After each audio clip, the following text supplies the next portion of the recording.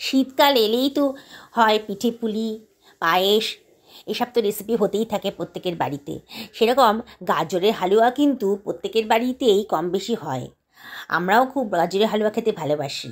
আর তারপরে সেটা যদি হয় রাবড়ি গাজরের হালুয়া, তাহলে তো কথাই নেই। গাজরের হালুয়া বানাবো বলে আমি 1 কেজি মতো গাজর ভালো করে ধুয়ে পরিষ্কার করে নিয়েছি। এবার আমি খোসাগুলো ছাড়িয়ে নিচ্ছি। সমস্ত খোসা ছাড়ানো হয়ে গেছে।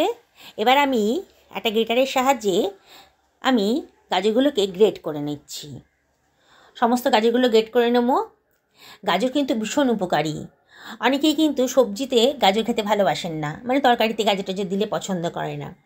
কিন্তু গাজরের হালুয়া যদি বানানো হয় তাহলে কিন্তু খেতে সবারই খুব ভালো লাগবে। আমার কিন্তু সমস্ত গাজরগুলো গ্রেট করা হয়ে গেছে। এবার আমি 1 লিটার দুধ নিয়েছিলাম, নিয়ে এটাকে রাবড়ি বানিয়ে নিয়েছি। আপনারা ইচ্ছে করলে কিন্তু মাওয়া কিনতে পাওয়া যায়, দোকানে কিনতে পারেন। কিন্তু বাড়িতে যদি 1 লিটার দুধ কিনে এরকম রাবড়ি বানিয়ে নেন তাহলে কিন্তু অল্প খরচের মধ্যে আপনারা খুব টেস্টি আর হেলদি একটা রেসিপি নিজেই বাড়িতে বানিয়ে নিতে পারবেন। এই 1 লিটার দুধে যে পরিমাণ রাবড়ি তৈরি হবে, এটা বাজার থেকে কিনতে গেলে অনেক টাকা লাগবে, তাই বাড়িতেই কিন্তু বানিয়ে নেওয়া যায়।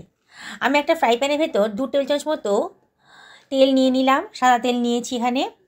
এবার এর মধ্যে আমি দিয়ে দিচ্ছি 1 চামচ মতো গাওয়া ঘি দিয়ে দিচ্ছি। গাওয়া ঘি দিলে পরে হালুয়ার টেস্টটা খুব সুন্দর আসবে। আপনারা ইচ্ছে করলে পুরোটাই ঘিয়ে করতে পারেন, আবার না হলে পুরো সাদা তেলেও এটা করতে পারেন। তবে ঘি আর তেল মিশিয়ে আমি এটা করছি। আমি খানিকটা কাজু তেলে দিয়ে দিলাম, দিয়ে একটু ভাজা ভাজা মতো করে নিচ্ছি। এরপরে একটু ভাজা মতো হয়ে গেছে, গ্যাসের ফ্লেমটা কিন্তু লোতেই রেখেছি। এর মধ্যে দিয়ে দিলাম খানিকটা কিশমিশ। আপনাদের বাড়িতে যদি অন্য কোনো ড্রাই ফ্রুটস থাকে আপনারা সেগুলোও একটু ফ্রাই করে দিতে পারেন। কাঁচাও দেওয়া যায়, তবে ফ্রাই করে দিলে পরে রান্নার টেস্টটা কিন্তু খুব সুন্দর আসে। সেজন্য আমি একটু সামান্য একটু ফ্রাই করে নিচ্ছি। আর ফ্রাই করা হয়ে গেছে। এবার আমি এগুলোকে অন্য একটা পাত্রের ভেতর তুলে রাখছি। ড্রাই ফ্রুটসের ভেতর কাজু আর কিশমিশটা আমার বাড়িতে ছিল, আমি ওইটা দিয়েছি।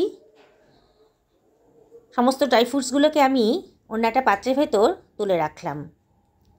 এইবারে ওই তেলের ভেতরই আমি দিয়ে দিচ্ছি খানিকটা এলাচ দানা।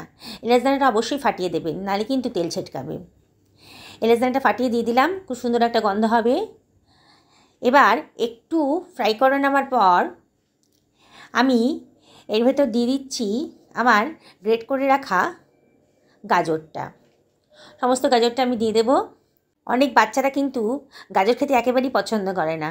তাদেরকে যদি আপনারা এইভাবে বানিয়ে দেন তাহলে কিন্তু ওরা খেয়ে নেবে। এটা পাউরুটির সাথে, রুটির সাথে, জলখাবারে, ডিনারেও আপনারা এটা সার্ভ করতে পারবেন। গাজরটাকে আমি একটু উলটপালট করে নাড়াচাড়া করে নিচ্ছি। ফ্লেমটা মিডিয়ামে রেখেছি। অনবরত কিন্তু নাড়তে হবে। গাজরটা যদি ঘি আর তেলের সাথে একটু ভাজা ভাজা মতো হয়ে যায় তাহলে কিন্তু খুব টেস্টি হবে। গাজরটা এমনি সেদ্ধ করে নেওয়ার থেকে এইভাবে যদি করেন তাহলে কিন্তু হালুয়ার টেস্টটা খুব সুন্দর আসবে।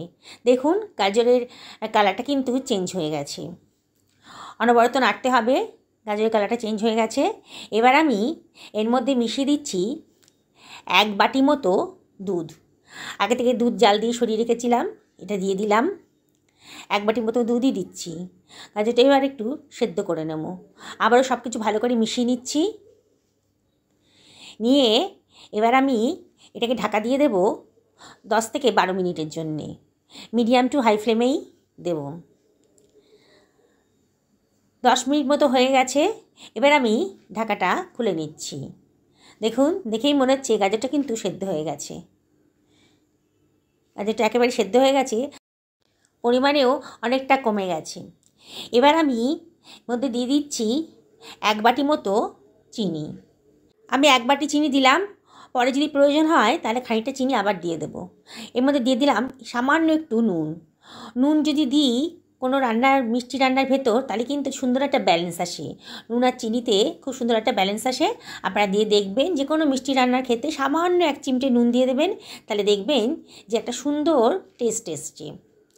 আবার সব কিছু ভালো করে মিশিয়ে নিচ্ছি। দেখুন চিনিটা মেল্ট হয়ে গিয়ে অনেকটা জল বেরিয়েছে। আবারও তাই জন্যে, শুকানোর জন্যে আবারও একটু নাড়তে হবে। এই ক্ষেত্রে কিন্তু অনবরত নাড়তে হবে। এবার আমি যে রাবড়িটা বানিয়েছি সেই রাবড়িটা খানিকটা এই হালুয়ার মধ্যে দিয়ে দিচ্ছি। কিছুটা রাবড়ি আমি সরিয়ে রাখবো সার্ভ করার জন্যে। এবার রাবড়িটা পুরো দেওয়া হয়ে গেছে। কড়াই থেকে চামচ দিয়ে চেঁচে চেঁচে রাবড়িটা আমি গাজরের হালুয়ার মধ্যে মিশিয়ে দিচ্ছি। এইবারে রাবড়িটার সঙ্গে গাজরের হালুয়াটা ভালো করে মিশিয়ে নেব। তার মধ্যে দিয়ে দিলাম খানিকটা ড্রাই ফ্রুটস, যেটা ভেজে রেখেছিলাম খানিকটা দিয়ে দিলাম, আর খানিকটা গার্নিশিংয়ের জন্য সরিয়ে রাখলাম। আবার সব কিছু ভালো করে মিশিয়ে নিচ্ছি। অনবরত নাড়তে হবে। দেখুন কালারটা কত সুন্দর এসছে, খেতেও যে অসাধারণ হবে সেটা দেখেই বোঝা যাচ্ছে। বন্ধুরা, আপনার বাড়িতে অতি সহজে বাড়িতে থাকা কতগুলো উপকরণ দিয়েই এত অসাধারণ স্বাদের নবাবী গাজরের হালুয়া বানিয়ে নিতে পারবেন। দেখুন কোনো ঝামেলাই নেই, ঘরে থাকা জিনিস দিয়ে হয়ে গেল। এবার আমি টেস্ট করে দেখছি আর চিনি লাগবে কি না। না, একেবারেই কোনো চিনি লাগছে না, যথেষ্ট মিষ্টি হয়েছে। আপনারা যদি মিষ্টি পরিমাণটা একটু বেশি লাগে তাহলে একটু চিনি মিশিয়ে নেবেন। দেখুন কত সুন্দর দেখতে হয়েছে। এবার আমি দিয়ে দিলাম 1/2 টেবিল চামচ মতো গাওয়া ঘি। ঘিটা দিলে রান্নার স্বাদটা আরও বেড়ে যাবে। এবার দিয়ে দিলাম 1 চিমটি ছোটো এলাচের গুঁড়ো, তাহলে কিন্তু গন্ধটা খুব সুন্দর আসছে। আবারও সব কিছু ভালো করে মিশিয়ে নিলাম। আমার এই গাজর হালুয়াটা কিন্তু রেডি হয়ে গেছে। দেখেই কিন্তু লোভ লেগে যাচ্ছে। দেখুন কত সুন্দর হয়েছে। আপনারা অতি সহজেই এটা বাড়িতে বানিয়ে নিতে পারেন। এত সুন্দর, এত টেস্টি। শীতকালে এই এক মজা। অনেক সবজি ওঠে, সেরকম অনেক ফ্রুটসও ওঠে, আর গাজরের হালুয়া বলেই তো জিভে জল চলে আসছে। দারুণ সুন্দর দেখতে হয়েছে। বন্ধুরা, আপনাদের যে রেসিপিটা ভালো লাগে তাহলে লাইক করবেন, শেয়ার করবেন, এটাই আমি আপনাদের কাছে একান্ত রিকোয়েস্ট করব। দেখুন কত সুন্দর হয়েছে। এবার আমি প্লেটের মধ্যে সার্ভ করে দিয়েছি, আর ওপরে খানিকটা ড্রাই ফ্রুটস ছড়িয়ে দিচ্ছি। দেখতে কিন্তু খুব সুন্দর লাগছে, দেখেই খেতে ইচ্ছে করছে। বন্ধুরা, কমেন্ট করে জানাবেন কেমন লাগলো আপনাদের এই রেসিপিটা। এবার টেস্ট করে দেখতে হচ্ছে কেমন লাগছে। আমি খানিকটা গাজরের হালুয়া একটা বাটিতে তুলে নিলাম। সার্ভ করতে হবে, পরিবারের সবাই বসে আছে গাজরের হালুয়া খাবে বলে। দেখুন দেখতে কিন্তু সত্যিই গাজরের হালুয়াটা দারুণ হয়েছে, আর টেস্টি হয়েছে দেখেই মনে হচ্ছে। আর এর সঙ্গে আমি সার্ভ করব খানিকটা রাবড়ি দিয়ে যদি গাজরের হালুয়া খান তাহলে তো কোনো কথাই হবে না। এত টেস্টি হয় যে আমি আপনাকে বলে বোঝাতে পারবো না। একদিন এরভাবে গাজরের হালুয়া খেয়ে দেখুন আপনারা আমার মতন রেসিপিতে। একবার এইভাবে খেলে আপনারা বারবার এইভাবেই বানাবেন। সত্যি অসাধারণ টেস্ট। আপনার সকলে ভালো থাকুন এই কামনা করেই আজকে ভিডিওটা শেষ করছি।